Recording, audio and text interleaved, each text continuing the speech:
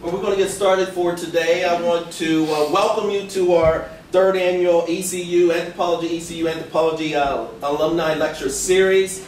It gives me great pleasure to have our next speaker. Just to let you know, the purpose of our lecture series is designed for former ECU anthropology students to share their expertise and experiences to current anthropology students who are preparing to graduate or who are anticipating to graduate in the next few years. We hope this lecture series creates more of a constructive, practical dialogue between recent ECU anthropology graduates with current ECU anthropology majors. It gives me great pleasure to introduce Mr. Aaron Bowman, or Dr. Aaron Bowman. He's currently at Surrey Community College, and that's located where? Near Winston-Salem in Dobson, North Carolina. Everyone always, when I say it's in Dobson, the response is, where's Dobson?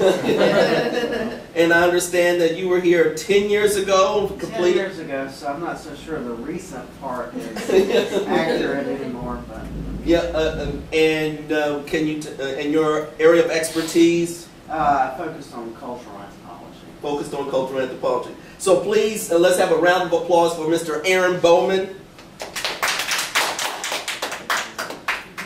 Thank you. That was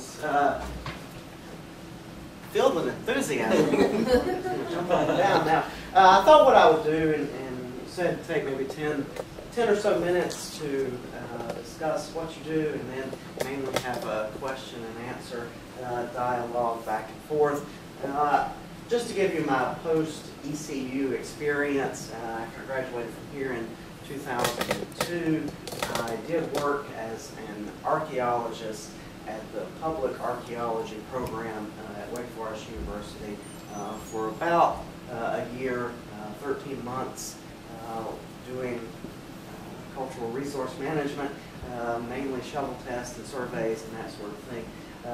Then I really though wanted to go into teaching, so I also said, well, I need to move somewhere else. I always lived in North Carolina, so I said everybody needs to live in Las Vegas for a while, right? So got on 40, drove a couple thousand miles and moved to Vegas. Took mainly some graduate classes in sociology there, because I discovered too, if you're going to teach anthropology, at least in the community college system in North Carolina particularly, it's better to be able to teach more than one subject. So that's part of the reason. And sociology fits in with cultural anthropology really easily. So I did that for a couple of years, got enough credits up for SACs to allow me to teach sociology also, and got a job back in North Carolina at Forsyth Tech, teaching what was supposed to be 2 intro to sociology classes, and that was agreed upon in June. By the time the semester started in August, I was up to 5 classes.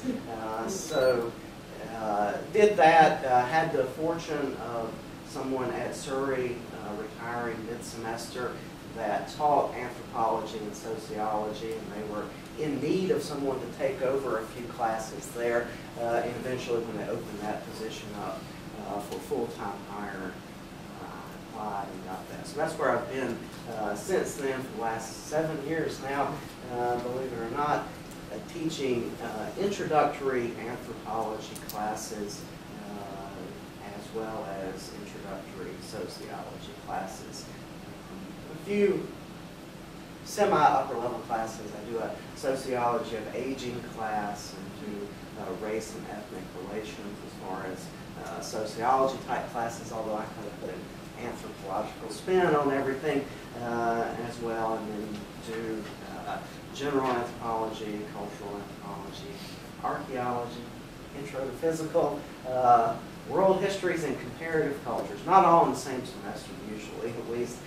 So on an as-needed basis. This usually ends up with each semester teaching about 3 anthropology classes and about 3 sociology classes, as our full-time load is 6 classes there. Our responsibilities are 100% teaching. There's no expectation for research, just to maintain currency in the field. I do like to go to conferences and things because I'm the only anthropologist at Surrey, except for we do have an online class, and one of my fellow graduates here, she wanted to teach a class, so I said, well, come teach for us then. She lives in Miami but teaches online, so you can be anywhere and do that. So it's very busy. I don't like the fact that I don't have time to do truly any time to do research, but opportunities sometimes hopefully do arise, so that's not out of the question. I do also teach part-time at Salem College, which is the 13th oldest college in the country and the oldest current all-female school. So that provides for a different environment in terms of students. My experience with the demographics of our classes is something I would like to talk a little bit about, in that we'll have plenty of students that are between 18 and 24 years old, but also a large percentage of students that are middle-aged and older as well, more so than I think in the university system, and definitely a lot more than at private universities that tend to be more around traditional college-age students. So that's a challenge in some ways, because you have people of varying points in their life, but it's an opportunity too, so we can all learn from each other. Also, as far as anthropology goes, most of my students take it as an elective, so it's not a required class.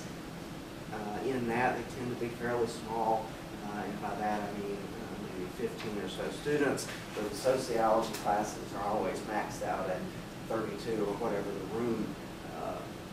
room capacity is.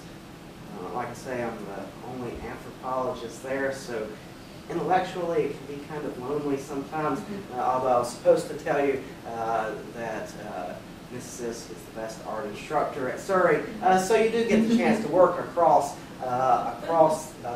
disciplines there, which is a good thing, kind of forced to, but I do try to go to conferences when they're close by and get some intellectual stimulation there. Actually, how I ended up here doing this was I ran into Dr. Wolf at a Southern Anthropology conference last year in Richmond, and she brought up would I be able to come down, and I said sure.